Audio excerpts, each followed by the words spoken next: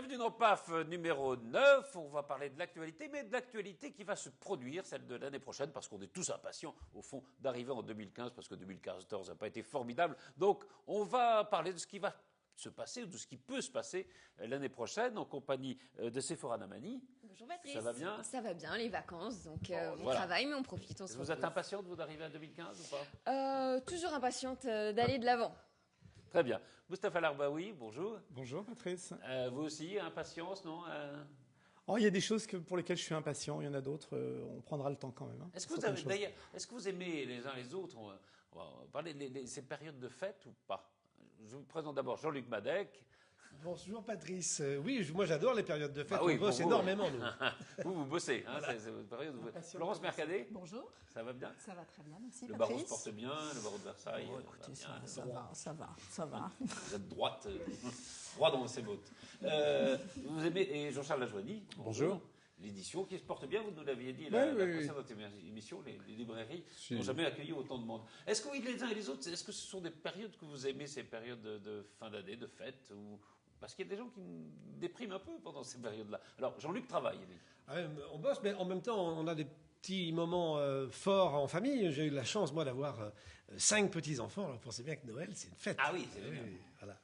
Mais ça va c'est toujours une période très compliquée. Hein. D'abord parce que la période hivernale, c'est les pathologies. Donc effectivement, on travaille très fort aussi. Tu sais nous faire rêver. Et en même temps, comme en même temps, en termes d'organisation, c'est toujours un peu compliqué puisqu'on a aussi des gens malades chez nous et en vacances chez nous. Non, c'est toujours un peu compliqué ces périodes-là, mais pour le coup, je rejoindrai quand même Jean-Luc. Ça reste un moment où on se calme un peu en famille et c'est plutôt joyeux. C'est vrai, c'est un moment joyeux. C'est un moment auquel je tiens particulièrement, un moment rassembleur, festif, joyeux, oui. Très bien. Florence? Ah bah oui, moi je trouve ça très joyeux. J'ai mes enfants qui reviennent à la maison, donc ce sont des moments de communauté ensemble et c'est très agréable.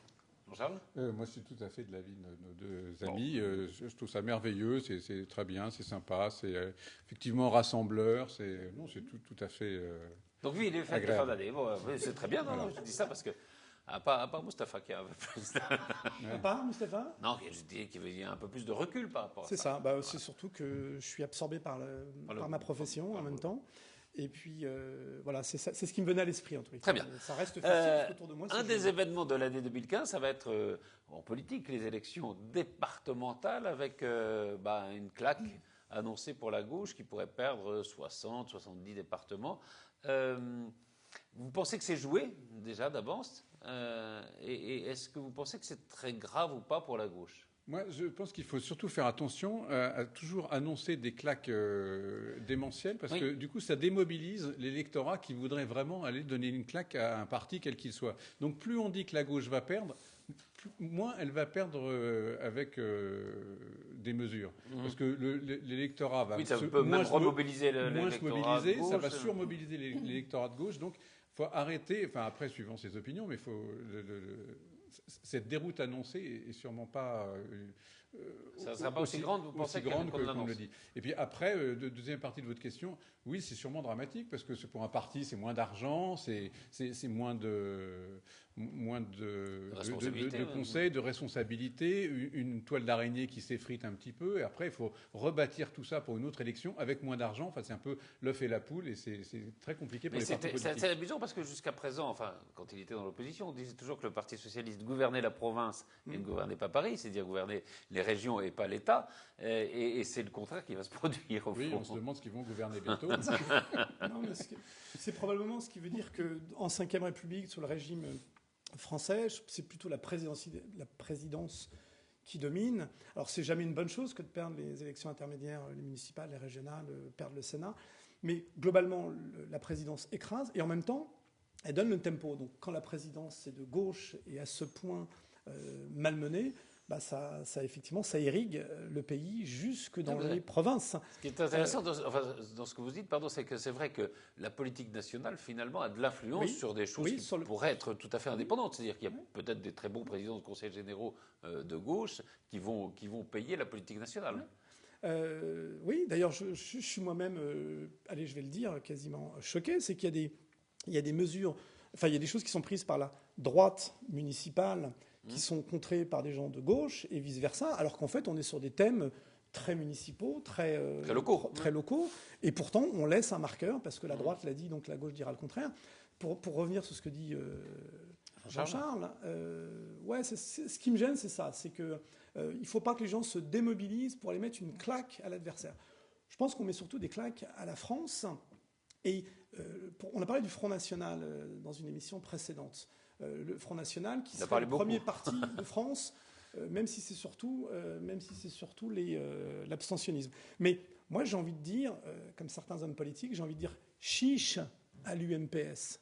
Parce que finalement, le Front National qui dit tous pourris, tous les mêmes, l'UMPS, c'est une formule, et ça fonctionne bien pour dire ne votez pas pour tout ce grand ensemble. Moi, j'ai envie de dire chiche à l'UMPS, c'est-à-dire à une espèce de coalition pour 2015, pour les années à venir. Et là, pour le coup, il y a des choses à droite, il y a des choses à gauche qui sont bonnes à prendre. Et à un moment donné, est-ce qu'on ne peut pas gouverner la France autrement que droite ou gauche, gauche ou droite. Donc pourquoi pas chiche à l'UMPS, c'est-à-dire cette idée qu'on aurait de... Mais est-ce que ça passe par des élections départementales, ça passe pas plutôt par des élections nationales? Je ne sais pas de quelle manière, mais ça se fait dans d'autres pays. Alors, on n'a peut-être pas la culture en France, mais les coalitions existent dans d'autres pays. On peut très bien s'entendre sur des principes et des grands principes, comme l'écologie, comme... Pas forcément les marqueurs de droite ou les marqueurs de gauche qui pourraient rester, à mon avis... comme l'éducation, il y a des sujets sur lesquels on peut s'entendre. Un peu plus en retrait, mais il y a des choses, à mon avis, qu'on peut mettre en avant, qui sont des valeurs républicaines, démocrates, et qui pourraient forcément faire du bien à toute la France, surtout. Vous allez aller voter oui, bien sûr. Là, je réagis sur ce que dit Mustapha. Il a raison de dire que ça démobilise. C'est vrai que si on lit, de toute façon, ils vont prendre une claque, ils vont n'avoir que 20 départements, ça va démobiliser les gens et les gens ne vont pas aller voter pour mettre une claque à l'autre. Et ça, je trouve que c'est très symptomatique parce qu'on ne vote pas pour mettre une claque à l'autre, on vote pour quelqu'un. On devrait voter pour dire c'est celui-là que je souhaite. C'est ce que je et dis. pas. On est bien d'accord, c'est ce que je dis. C'est Jean-Charles qui parle de claque. Je suis d'autant plus d'accord avec Florence, c'est que l'idée de Mustapha d'une coalition, je pense que ça renforce plutôt le Front National qu'autre chose. Mais ce qu'il faudrait vraiment, c'est que l'EPS comme l'UMP arrête de n'avoir comme seul programme que de dire non au Front National. On s'en fout du Front National quand on est à l'UMP ou au PS. Il devrait avoir des propositions, avoir un programme.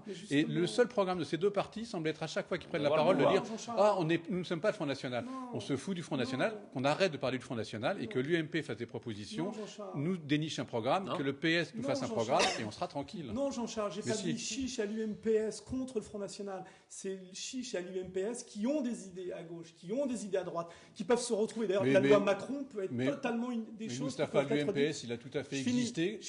Aux élections, quand Chirac a été élu avec 80% des voix, c'est bien l'UMPS qui l'a fait élire. Jean-Charles, oui, mais enfin, il n'a pas tiré les conséquences. J'ai parlé de coalition droite-gauche, républicaine, démocrate, sur des thèmes comme l'écologie, sur des thèmes qui peuvent rassembler les Français. Pas contre le Front National, parce que par définition, ce sont d'autres idées. Dans des élections départementales où la droite a des chances de reprendre les départements, à mon avis, on n'est pas près de la coalition. On parle de vœux. Il faut pas dire qu'on parlait de vœux. Tout à l'heure, on parlera des vœux. Non, tout à l'heure, des vœux. On ne peut pas dire non plus que le Front National est le premier parti de France. Il a été le premier parti de France à la suite des Européennes. Il faut dire aux des Européennes pour pas qu'ils surfent là-dessus. C'est un qui lui est plutôt favorable, en effet. C'est fort. Je suis désolé, j'ai failli dire Nabila. J'aurais pas été. Vous, Patrice. Non, je plaisante. Au niveau des élections, départementales. C'était bien votre emprisonnement. S'il vous plaît, monsieur, un peu de sérieux.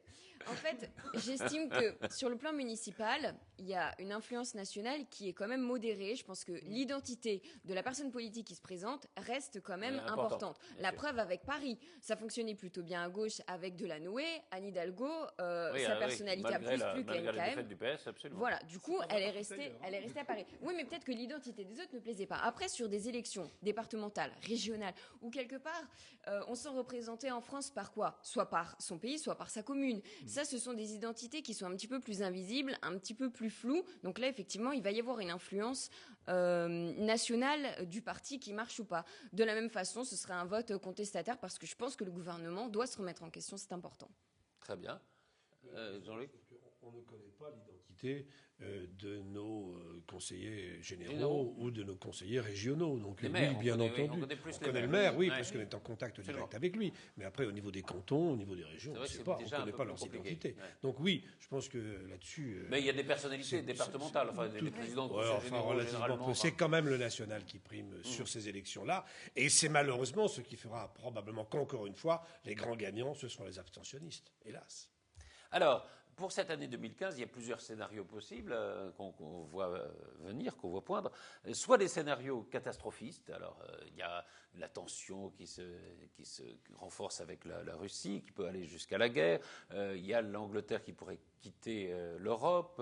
Il y a les hackers aussi. On a vu ça avec la Corée du Nord, qui pourrait prendre le pouvoir en partant des dictatures sur la démocratie. Et puis, il y a un scénario un peu plus optimiste qui dit, au fond, il y a la baisse du pétrole, la croissance peut reprendre. Dans ces deux scénarios, lequel vous pensez le plus probable, Jean-Charles ? Moi, je vois pas du tout de guerre avec la Russie, parce que je pense qu'on a complètement occulté, à cause de cet épisode grotesque de Hollande et sa chapka lunaire. Oui, on a beaucoup parlé.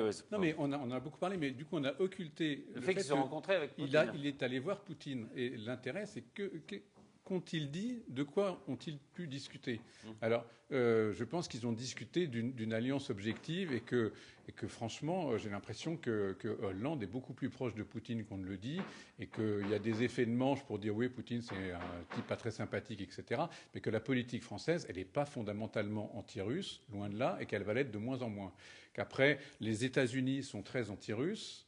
Et ça, c'est une évidence, ils vont l'être de plus en plus, mais que la France va probablement se caler et soutenir un petit peu. Parce que, oui, non, mais c'est plus que ça, parce que si on regarde vraiment un petit peu les indépendantismes dans les régions sujettes à la guerre en ce moment avec la Russie, oui, c'est pas si évident que ça, quoi. Où sont vraiment les gentils, où sont les méchants, où sont les gens qui pourraient nous soutenir après, voilà, c'est beaucoup plus compliqué qu'on ne le dit, et Poutine est sûrement moins abruti que beaucoup de gens ne le pensent. Et puis il a affaire à une crise monétaire qui est quand même, très grave. Donc peut-être que les sanctions quand même ont joué. Mais d'une façon générale, est-ce que vous êtes plutôt optimiste ou pessimiste pour l'année qui vient ? Je rejoins ce que dit Jean-Charles. Finalement, François Hollande l'incarne aujourd'hui, la politique de la France. Mais la politique de la France, elle est faite depuis maintenant quelques siècles. Et c'est vrai que la France a toujours regardé à l'Est, même si elle est très très proche de l'Ouest et des Américains en particulier. La construction européenne a toujours été quelque chose, à mon avis, qui n'a jamais été très, très désiré par les concurrents, et essentiellement les Américains. C'est vrai que la crise avec la Russie est, à mon avis, plutôt vue d'un bon œil également à l'Ouest. Et la France est entre ces deux chemins, c'est-à-dire que c'est plutôt un modèle de l'Ouest et en même temps ce désir d'un rapprochement à l'Est qui a toujours eu lieu. Sauf que c'est là où il y a quelque chose effectivement de quasiment dangereux et j'espère que la réelle politique va prendre le pas, c'est-à-dire que il y a des rapports de force. La guerre, je n'y crois pas, mais la guerre froide, probablement ravivée. Mais c'est surtout qu'il y aura des victimes, il y aura des gens qui seront, à mon avis, laissés sur le bord du chemin. C'est-à-dire que si la France, l'Allemagne, l'Europe occidentale, globalement, se dit on ne va pas se friter avec les Russes, on n'y a pas intérêt, probablement que ça voudra dire qu'il y a des choses qu'on ne pourra pas soutenir. Et l'Ukraine en est déjà un bon exemple. Que la Crimée soit partie et que maintenant l'Est de l'Ukraine soit quasiment lâché, j'ai peur qu'effectivement, pour ceux qui sont entre les deux, entre ces puissances, soit pour le coup ça soit difficile. Oui, c'est toujours un peu les victimes de la guerre froide, ça. Voilà, un sacrifice et pour le coup, des victimes. Alors ça sera terrible pour ceux qui seront entre les deux. Mais je pense que la réelle politique prendra le pas. La guerre froide continuera encore. Il y a des intérêts économiques très très importants. D'ailleurs, le rapprochement des États-Unis et Cuba, c'est aussi une manière de dire les États-Unis continuent à manœuvrer économiquement. C'est une mauvaise nouvelle pour la Russie. Et donc une mauvaise nouvelle pour la Russie. Donc voilà, on est dans sur le plan économique, Florence, est-ce que vous êtes plutôt optimiste ou pas pour cette année ? Parce que voilà, il y a les deux scénarios possibles. Non, mais on se dit, est-ce que peut-être que le pacte de stabilité, ça peut commencer à donner ses effets ? Je pense que ça va commencer à produire des effets en 2015. Ce que je peux voir, moi, juste de ma fenêtre par rapport à mes clients ou les chefs d'entreprise que je rencontre, il y en a pour une partie où 2015 s'annonce pas trop mal. En revanche, pour d'autres, notamment dans tout ce qui est travaux publics, ça va être juste une catastrophe. Ça va être très compliqué. Il y a pas mal de plans sociaux qui s'annoncent pour 2015. Donc je pense que socialement, ça va être assez difficile. Mais j'ai le sentiment qu'il y a quand même des petites choses qui se passent et que ça frémit, que ça pourrait redémarrer, peut-être pas tout de suite, mais dans le deuxième semestre 2015. Mais ça va être quand même encore un peu compliqué. Une année difficile. Jean-Luc Badec. Écoutez, pardon, je ne voudrais pas être pessimiste, mais Je vais l'être. 2015, Soit naturel. ça annonce très facile quand même. Ça fait 40 ans qu'on se trompe, il ne faut pas se faire d'illusions. Donc on ne rectifie pas 40 ans d'erreur d'un claquement de doigts. On se trompe de représentation sur le plan national, on en parlait tout à l'heure, c'est dramatique, il faut vite refaire ça. Je ne sais pas si on est maintenant à évoquer les vœux, mais je vais quand même les faire tout de suite parce que vous avez la gentillesse de me donner le micro. Je pense qu'il faut remettre ce pays à l'endroit. C'est quoi ce pays à l'endroit ? Faisons comme les Européens du Nord, ayons des corps intermédiaires puissants. Voilà, qui ont la parole c'est facile à dire, et qu'on va écouter. Non, mais c'est pas facile à dire. Il faut le faire. Avec des gens qui font leur bureau avec. Oui, bien sûr, mais les corps intermédiaires puissants doivent aussi nous amener à réfléchir sur le vote. On ne peut pas supporter que dans un pays démocratique où des millions d'hommes sont morts pour défendre nos valeurs, on en soit à 70-80% d'abstention au vote. Il faut que le vote soit rendu absolument obligatoire. Ça, à mon avis, c'est un vœu sur lequel moi je tiens beaucoup. Je ne sais pas s'il sera réalisé en 2015, je crains que non, mais on peut en tout cas y travailler. Déjà le vote blanc qui est comptabilisé maintenant. Voilà, c'est déjà pas mal. Puis enfin, que nous ayons un pouvoir législatif représentatif de ce pays, ce qui n'est pas le cas aujourd'hui. Oui, mais ça, comment voulez-vous faire? On ne peut pas faire des élections tous les ans. Les Français et les Françaises prennent leur destin en main, c'est tout, et qu'on arrête de subir. Voilà. Non, mais quand vous dites on a un Parlement qui ne représente pas la nation. C'est clair. Je veux bien, mais on ne va pas faire des élections tous les ans. Eh bien, au moindre sondage. Tous les ans. On demande déjà, premièrement, et là c'est un syndicaliste qui vous parle, et moi je suis dans le syndicalisme depuis 40 ans.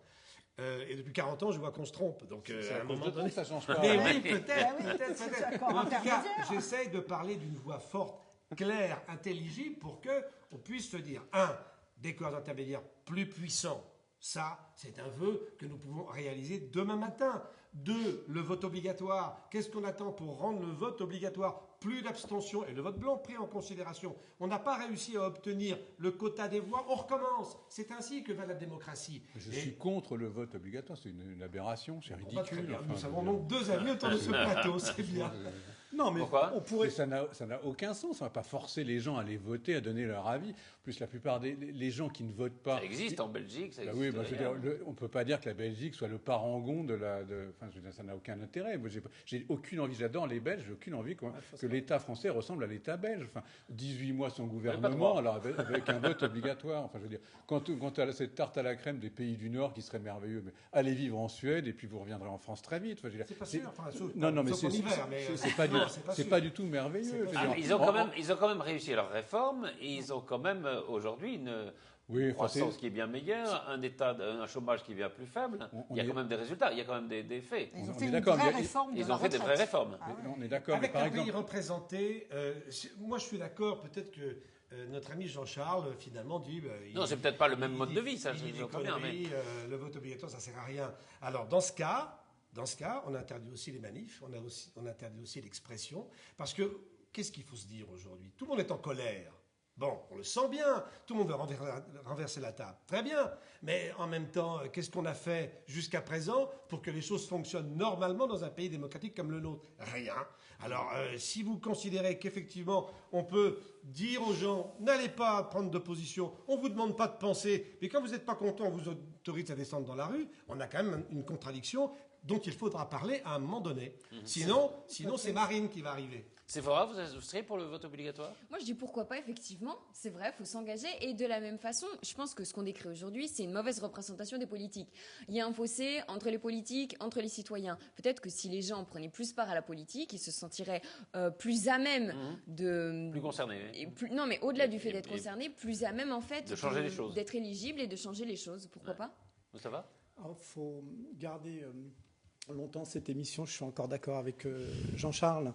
Non, pour le coup, c'est vrai que c'est un vœu pieux que de vouloir que tout le monde s'engage, mais en même temps, c'est des vœux qu'on peut formuler au moins en début d'année. Oui. Donc on peut émettre ce vœu, que tout le monde s'engage et que tout le monde vote, on est bien d'accord. Le rendre obligatoire, ils peuvent éventuellement, si c'est obligatoire, ils iront voter, ils voteront à la limite n'importe qui. On n'aura pas pour autant la bonne représentation, parce que vous obligez quelqu'un à voter, vous ne pouvez pas l'obliger non plus à voter pour la bonne personne, parce que celui qui demandera à ce que ça soit fait, probablement que ça sera pour des partis éventuellement qui représentent plus ses intérêts. Mais les gens pour des cons. Mais justement, on les prend ni pour des cons ni pour des obligés. Ils font bien C'est-à-dire que s'ils doivent voter en âme et conscience, ils iront voter. S'ils veulent pas voter, ils votent pas. En revanche, ce qu'on peut imaginer, c'est effectivement la proportionnelle, c'est-à-dire que la représentativité, la façon de représenter les Français soit faite. C'est un vrai problème. Alors, le danger, c'est que ça a déjà existé, on l'a connu sous d'autres républiques. Et c'est pas forcément. Ça devient ingouvernable. Et ça devient probablement ingouvernable.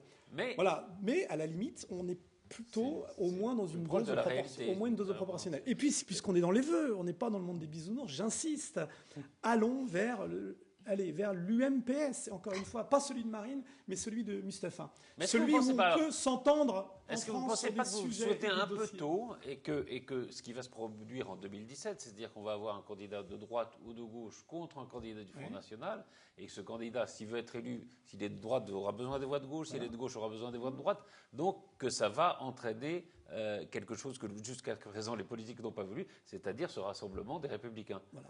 Et pas forcément au centre, parce que le centre c'est déjà connoté, mais qu'effectivement les gens se retrouvent.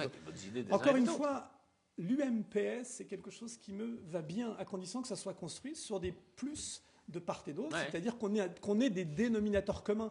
Et il y a des dénominateurs communs en France. Alors les corps intermédiaires seraient probablement mieux représentés, parce qu'on ferait appel à des corps intermédiaires qui seront, allez, on va dire, lavés de tout soupçon pour certains en l'occurrence, et pas forcément avec des étiquettes marquées. Mais la seule chose sur le vote, et pas les politiques. La seule chose sur le vote obligatoire, Jean-Luc, est-ce que vous pensez que les résultats seraient différents, parce que toutes les études de sciences politiques montrent à peu près que même quand il y a une forte abstention, les résultats sont à peu près les mêmes que si tout le monde vote. Oui, mais en tout cas, il y aurait une la légitimité serait plus forte. Bien sûr. Et puis ça responsabilise tout le monde, individuellement et collectivement. Et ça, c'est majeur, parce que pour l'instant, nous sommes en train de faire une société d'irresponsable. On ferait mieux de rendre l'impôt obligatoire que de rendre le vote obligatoire. C'est un autre sujet, mais oui, non, mais si tout le monde payait ne serait-ce que 2 € d'impôt, ce serait beaucoup plus intéressant. Patrice, quand on fait des sondages, on n'interroge pas tous les Français, on interroge une proportion. Donc on est bien dans des statistiques. Donc vous pouvez faire même demain des élections avec beaucoup moins de gens qui se déplacent. Vous aurez les mêmes résultats, parce que la statistique s'impose. C'est ce que je disais. Sephora, est-ce que vous avez des vœux pour 2015 ? Surtout des vœux de savoir-être. Sans engager les gens et m'engager moi la première, parce que si on veut que les choses changent, il faut commencer par se remettre en question soi-même, à être plus altruiste, à être plus tolérant, surtout plus tolérant. Je pense qu'on a beaucoup de progrès à faire de ce côté-là, et plus courageux. C'est bien. C'est beau. C'est beau. C'est beau. C'est beau, c'est pas facile. Je ne sais pas si on va y arriver. Je peux rebondir sur ce que vient de dire Nabila. Oui, merci. Le courage. J'adore cette expression. Ça veut dire lourd, la deuxième fois. J'adore cette expression. On parle de courage. À chaque fois que vous avez un homme politique qui fait quelque chose de courageux, on dit voilà quelqu'un de courageux. Alors qu'en réalité, s'engager, c'est pas du courage, c'est être soi-même et défendre ses propres convictions. C'est pas du courage pour moi. C'est vraiment porter ses valeurs, c'est porter ce qu'on a en soi. Non, quand on dit courage en politique, c'est de dire ce qu'on va faire et faire ce qu'on a dit. Mais du courage en politique, il y a un homme qui l'a montré récemment, Bruno Le Maire par exemple, qui est allé devant une salle qui était totalement hostile et qu'il savait hostile, probablement. Et qui a dit le contraire de ce qu'on pensait la salle. Le contraire de ce qu'on attendait. Donc le courage en politique, ça existe. C'est peut-être le renouveau, pour le coup, de la classe politique. Mais le courage en politique, pour moi, ça n'existe pas. On se lance en politique et on se lance tout court. Et on est courageux si on se lance. Il nous reste très peu de temps. Florence, vous avez des vœux pour je partage les vœux de Sephora, mais je rajouterais un mot, c'est l'audace. L'audace. Pour les entrepreneurs pour tout le monde. Mais pour tout le monde, tout le monde ait de l'audace, parce que dans l'audace, pour avoir de l'audace, il faut avoir une vision, une envie, du courage. Et puis avoir de l'audace pour soi, mais pour les autres aussi. Donc je partage aussi l'altruisme et l'engagement. Moi, je voudrais qu'on en termine avec la gratuité et l'idée de la gratuité. Que les gens comprennent que Un déjeuner au restaurant, ça a un prix, il y a des gens qui bossent, ça se paye. Une consultation chez un avocat, ça se paye. Un médicament, ça se paye. Un bouquin, ça se paye. On ne peut pas passer sa vie à chercher le truc le moins cher parce que c'est destructeur de valeur et c'est destructeur d'emploi finalement. Donc les gens se tirent une balle dans le pied en passant leur temps à essayer de trouver les trucs moins chers et de ratiociner sur le moindre euro. Voilà, donc... Ah oui, mais il y a peut-être la crise aussi. Non, mais la crise se nourrit d'elle-même. Je veux dire, si un consommateur ne comprend pas que quand il va acheter une baguette de pain à 30 centimes, alors qu'on sait très bien qu'elle doit coûter au moins 60, il a détruit la boulangerie. C'est un truc de base. Quand on ne comprend pas ça, c'est fini. C'est un bon combat. Voilà. Merci infiniment à tous les 5. J'espère qu'on va souhaiter nos meilleurs vœux à tous ceux qui nous regardent. Je vous souhaite à vous aussi une très belle fin d'année et une très belle année 2015. Et à très vite sur TV Fil 78.